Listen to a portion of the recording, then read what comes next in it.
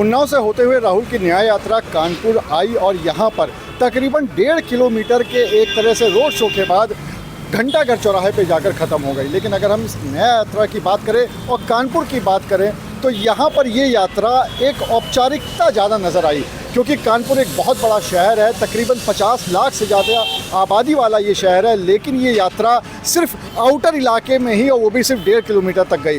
सिर्फ जो उन्नाव का गंगा पुल है वहाँ से ये यात्रा निकलती है, उसके बाद 1.5 किलोमीटर का यात्रा पूरा जो सफ़र है उसको पार करके घंटाघर चौराहे पहुँचती है और वहाँ पर जनसभा को गाड़ी में बैठे ही बैठे राहुल गांधी संबोधित करते हैं।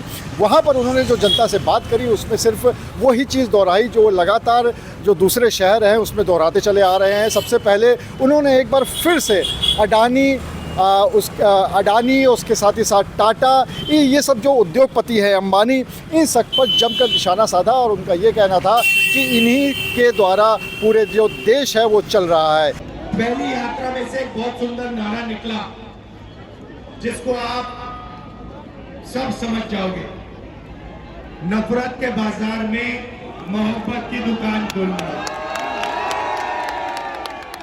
क्योंकि हम सब जानते हैं कि ये देश नफरत का नहीं है, इसका इतिहास नफरत का नहीं है। अगर आप इस देश में गरीब हो, पिछड़े हो, दलित हो, आदिवासी हो, माइनॉरिटी के हो, तो आपको इस देश में न्याय नहीं मिल सकता। आप कुछ भी कर लो, आपको मीडिया में न्याय नहीं मिलेगा, आपको पुलिस से न्याय भी नहीं मिलेगा,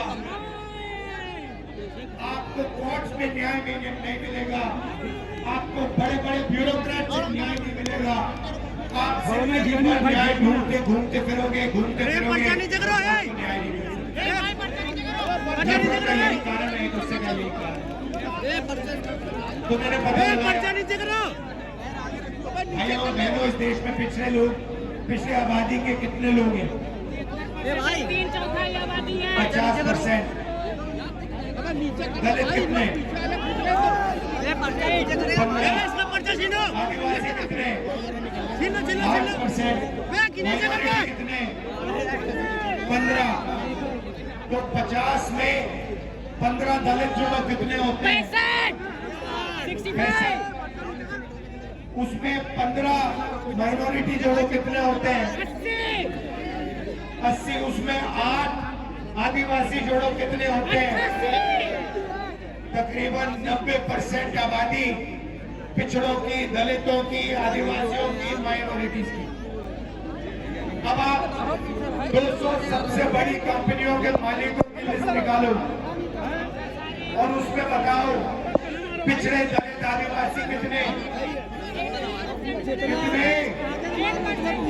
एक भी नहीं। मीडिया के मालिकों की लिस्ट निकालो, दलित, पिछड़े, आदिवासी कितने? एक भी नहीं है सर, एक भी नहीं है। हाई कोर्ट के जजेस की लिस्ट निकालो, 650 जजेस की लिस्ट निकालो, दलित, आदिवासी, पिछड़े, माइनॉरिटी कितने? भाइयों और बहनों, आपकी भागीदारी कहीं है ही नहीं,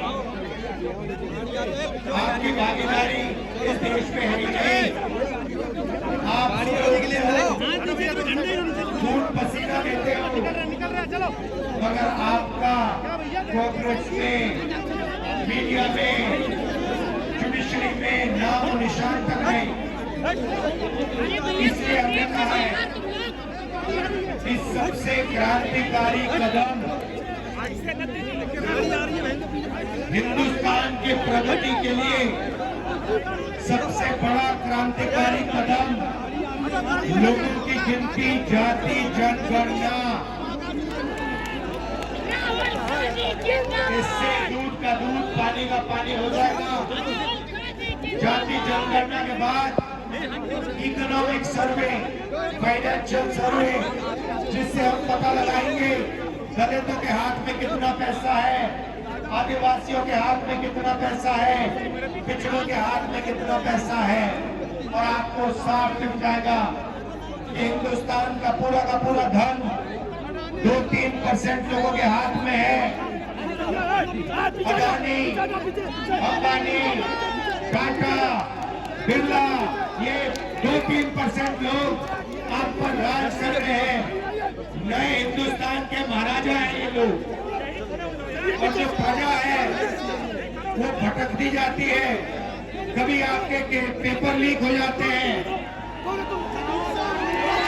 होते नहीं होते, कभी आपको नौकरी से निकाला जाता है, आप पे GST लागू होती है, नोटबंदी लागू होती है, पेपर लीक होते हैं, आपके जो सरकारी भर्तियां हैं वो नहीं होती। अग्निवीर योजना स्पेशल बनाया गया है आप लोगों के लिए 73% के लिए कि आपको जो आपका रास्ता था आर्मी में जाने का, सेना में जाने का, वो भी इन्होंने अग्निवीर से बंद कर दिया है। भाई देखो, आप जितना चिल्लाना चाहते हो आप चिल्लाओ, इस देश में आपको रोजगार नहीं मिल सकता, आपको नहीं मिलेगा। आप पिछड़े हो, आप दलित हो, आप आदिवासी हो, आप गरीब जनरल कास्ट के हो, रोजगार आपको नहीं मिल सकता। आप चिल्लाओ जितना चिल्लाना है। नरेंद्र मोदी जी नहीं चाहते कि पिछड़ों को, दलितों को, आदिवासियों को, गरीब जनरल कास्ट के लोगों को रोजगार मिले, नहीं मिले। राम मंदिर का फंक्शन देखा आपने, उसमें पिछड़े कितने दिखे, उसमें दलित कितने, आदिवासी कितने। आदिवासी राष्ट्रपति है, उसको अंदर नहीं जाने दिया। दलित एक्स राष्ट्रपति है, उनको अंदर नहीं जाने दिया। ये कैसा रामराज है। इसके बाद उन्होंने एक कैलकुलेशन बताया और उस कैलकुलेशन के तहत उन्होंने ये बताया कि पिछड़ा, ओबीसी, दलित और अल्पसंख्यक मिलाकर इस देश में 90% की जनसंख्या है, 90% लोग हैं। हालांकि ये आंकड़ा कितना सही है कितना गलत ये तो राहुल गांधी ही बता सकते हैं, लेकिन उन्होंने इस बात को कहा है कि 90% सिर्फ वही लोग हैं जो कि ओबीसी है, पिछड़े हैं, दलित हैं, आदिवासी हैं और अल्पसंख्यक हैं। इसके साथ ही साथ उन्होंने कोर्ट को भी नहीं छोड़ा, बल्कि उन्होंने साफ तौर पे कहा कि आप लोगों को न्याय ना तो पुलिस से मिल पाएगा, ना मीडिया से मिल पाएगा और ना ही कोर्ट से मिल पाएगा। उन्होंने कोर्ट पर भी निशाना सीधे तौर पे साध दिया है। तो यहाँ के बाद उसके बाद राहुल गांधी की जो पूरी यात्रा है वो यहीं पे फ़िलहाल समाप्त होती है और इसके बाद राहुल गांधी यहाँ से सीधे दिल्ली चले जाएंगे। जैसा कि सूत्र बता रहे हैं कि वहाँ पर उन्हें कोई अहम बैठक में हिस्सा लेना है, इसलिए यहाँ के बाद वो सीधे वहाँ पर जाएंगे और उसके बाद उनकी यात्रा फिर कब से शुरू होती है ये आगे का प्लान बाद में आएगा। कैमरामैन शारिक खान के साथ अनुराग अग्रवाल, TV9 कानपुर।